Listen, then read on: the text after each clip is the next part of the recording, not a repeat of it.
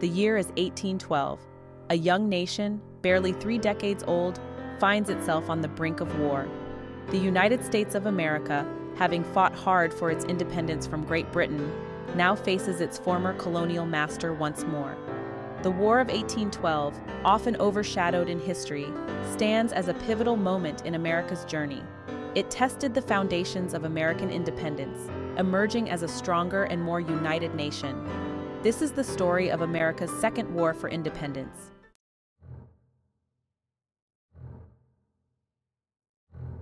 On the American frontier, tension festered. Westward expansion brought settlers into conflict with Native American tribes. Many Native American nations resisted this encroachment. The British, eager to undermine American expansion, provided arms and support to their Native American allies. This involvement fueled American anger and suspicions.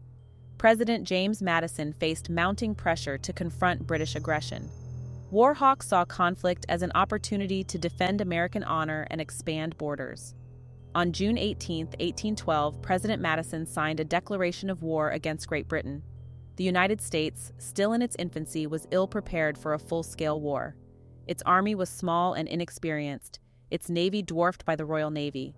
Yet the spirit of independence burned brightly in the hearts of many Americans. From Congress to warships, Americans answered the call to arms.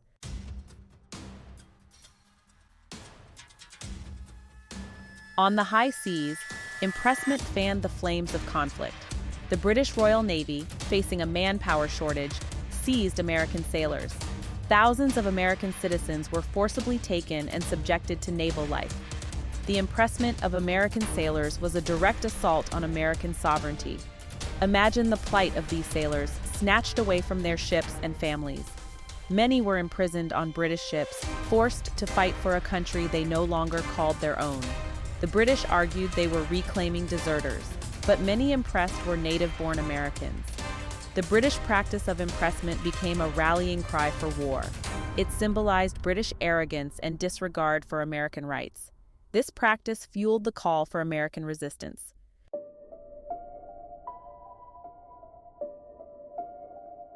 British trade restrictions crippled American commerce. Great Britain enacted orders in council, blockading French-controlled ports. These orders prohibited American ships from trading with France. American merchants found themselves caught between warring powers. The British Navy seized American ships suspected of violating the blockade. American goods were confiscated, disrupting the nation's economy. The British justified their actions as necessary measures against Napoleon. However, Americans viewed these restrictions as an infringement on their right to trade freely. These restrictions were seen as maintaining British economic dominance at America's expense.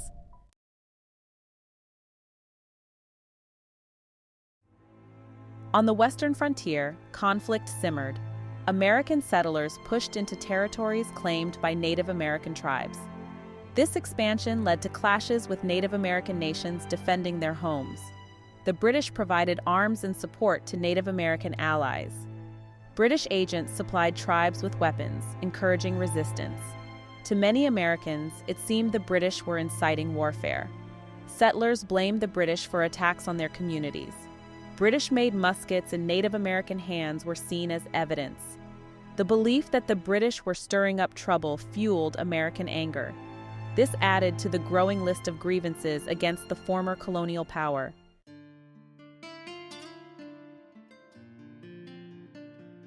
The War of 1812 was a formidable challenge for the young United States. The fledgling nation faced the mighty British Empire, a global superpower. Early stages were marked by setbacks, particularly in attempts to invade Canada. American strategists launched offensives into Upper and Lower Canada. These invasions met fierce resistance from British and Canadian forces. The American army struggled with logistical problems and inexperienced leadership. Despite setbacks, Americans fought bravely. The Battle of Queenston Heights highlighted American valor. However, it ended in defeat, showing the challenges of confronting a better-equipped enemy. The northern frontier proved a difficult battleground. The War of 1812 was a war of movement, sieges, and skirmishes. Harsh conditions tested human endurance as soldiers braved the elements and enemy attacks.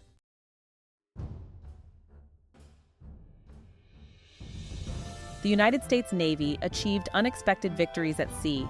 The Navy, though smaller, had well-built and heavily armed frigates. These warships were designed to challenge the best navies. On August 19, 1812, the USS Constitution engaged the British frigate HMS Guerrière. The Constitution, nicknamed Old Ironsides, outmaneuvered and outgunned the Guerrière. The capture of the Guerrière sent shockwaves through the British Empire. The Royal Navy was stunned by the American sailors' fighting spirit. These victories boosted American morale. The British imposed a tight blockade, crippling American trade. However, American privateers captured or destroyed hundreds of British merchant ships. These privateers bolstered the American war effort. The naval war showcased American ingenuity and determination.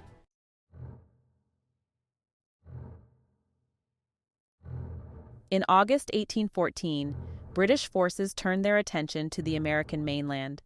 A British force landed in Maryland and marched on Washington, D.C. The American defense was poorly organized and quickly overwhelmed. President James Madison and his cabinet fled the city. On August 24, 1814, British troops burned major government buildings. The burning of Washington was a humiliating blow to the United States. It was a stark reminder of the nation's vulnerability. However, it galvanized American public opinion against the British. The attack sparked outrage and a renewed determination to resist. The destruction of the Capitol became a rallying cry for Americans.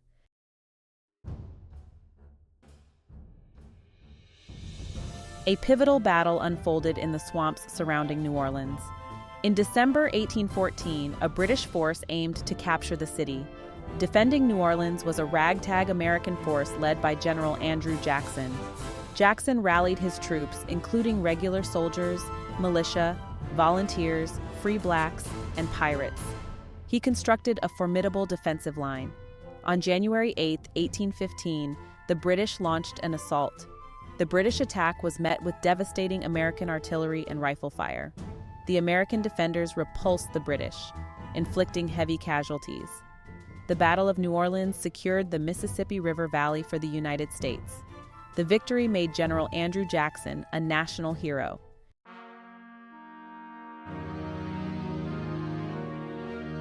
Diplomatic efforts to end the War of 1812 were underway. The path to peace was fraught with complexities. The United States negotiated from a position of relative weakness. The British, weary of war, were eager to focus on rebuilding. In Ghent, Belgium, American and British diplomats gathered. The negotiations began in August 1814. The American delegation faced a formidable task. The British sought concessions, including territorial gains. However, the British position softened as negotiations progressed. News of the American victory at the Battle of Plattsburgh bolstered the American position. The British recognized the cost of a protracted war. The American delegation secured a peace treaty recognizing American independence.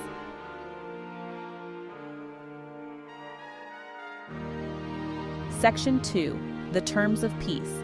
A return to status quo.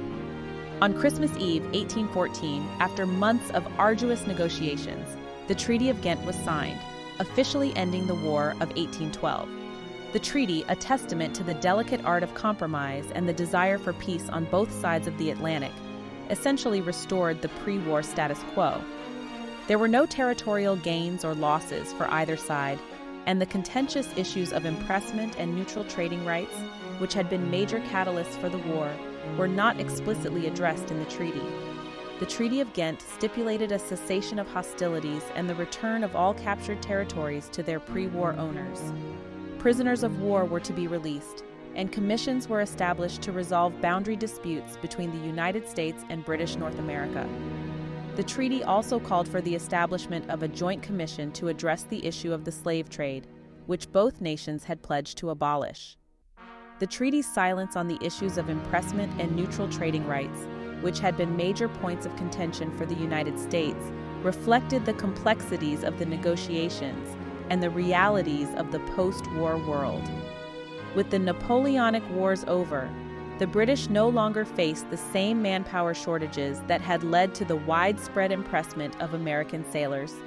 Moreover, the British, eager to rebuild their economy and reestablish trade relations with the United States, were less inclined to insist on policies that would hinder American commerce. While the Treaty of Ghent did not address all of the issues that had led to the War of 1812, it did achieve the primary objective of both nations, ending the war and restoring peace.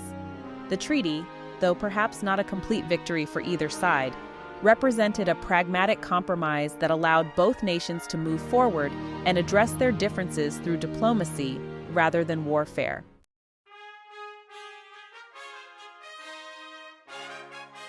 The aftermath of war. News of the Treaty of Ghent, carried across the Atlantic by swift ships, was met with relief and jubilation in both the United States and Great Britain. The war, though short, had been costly and divisive. A spirit of national unity swept through the United States. The successful defense fostered a sense of pride and accomplishment. The War of 1812, though overshadowed by the American Revolution, had profound implications for North America's future. It solidified American control of the Mississippi River, opening the way for westward expansion. The War of 1812 marked a turning point in Anglo-American relations. The Treaty of Ghent laid the foundation for a more peaceful relationship.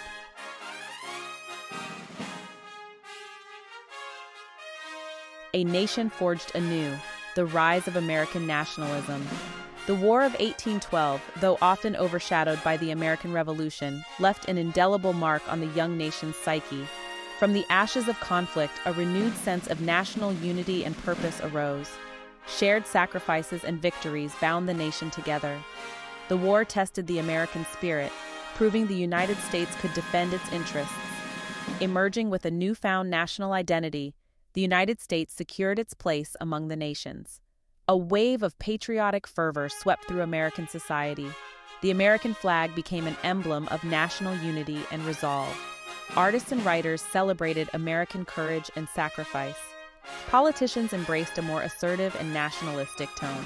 The War of 1812 secured a profound psychological triumph, solidifying the nation's sense of identity. The fading thunder of the frontier Native American resistance wanes. The War of 1812 had profound consequences for Native American nations in the Northwest Territory. With the withdrawal of their British allies, Native American tribes became increasingly isolated and vulnerable. The war devastated their hopes of resisting American encroachment and preserving their traditional ways of life. The defeat of Tecumseh's Confederacy and his death marked a turning point in the struggle for the Northwest Territory. The U.S. government pursued aggressive expansion and forced removal of Native American tribes. The War of 1812 sealed the fate of Native American nations, leading to displacement and cultural destruction.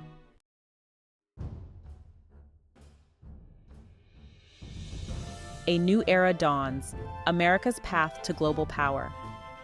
The War of 1812, though inconclusive in its immediate outcome, had profound and far-reaching consequences for the future of the United States and its place in the world. The young nation, having proven its resilience and determination in the face of adversity, emerged from the conflict with a newfound sense of confidence and purpose, poised to embark on a path of westward expansion and economic growth that would transform it into a global power. The war had exposed the vulnerabilities of the young nation, particularly its reliance on foreign imports and its lack of a strong national bank. In the aftermath of the conflict, American leaders, determined to avoid a repeat of the economic disruptions that had plagued the nation during the war, implemented a series of policies designed to foster economic independence and growth. The chartering of the Second Bank of the United States in 1816, the implementation of protective tariffs to promote American manufacturing, and the construction of roads, canals, and other infrastructure projects to facilitate internal trade and communication all contributed to a period of unprecedented economic expansion in the United States. The war had also spurred the growth of American industry, as the need for domestic production of goods that had previously been imported from Europe became apparent. The War of 1812 also had a profound impact on American foreign policy. The young nation, having successfully asserted its independence from Great Britain, adopted a more assertive and self-confident stance in its dealings with other nations. The Monroe Doctrine, articulated by President James Monroe in 1823, declared the Western Hemisphere closed to further European colonization and asserted the United States' right to protect its interests in the region. The War of 1812, though fought decades earlier, had laid the groundwork for this bold assertion of American power and influence on the world stage. A nation tested, a nation transformed. The War of 1812, a pivotal chapter in the saga of the United States. It tested American independence, forging a stronger nation. Though lacking clear victories, it shaped America's destiny. From Congress to warships, cities to the frontier, Americans united to defend their independence. Defining moments like the burning of Washington and the victory at New Orleans showcased resilience. These moments fueled national pride and spirit. The War of 1812 forged American identity, fueled westward expansion, and set the stage for America's global emergence. If you like videos like this, please subscribe and click that notification bell. Thanks for watching This and That News.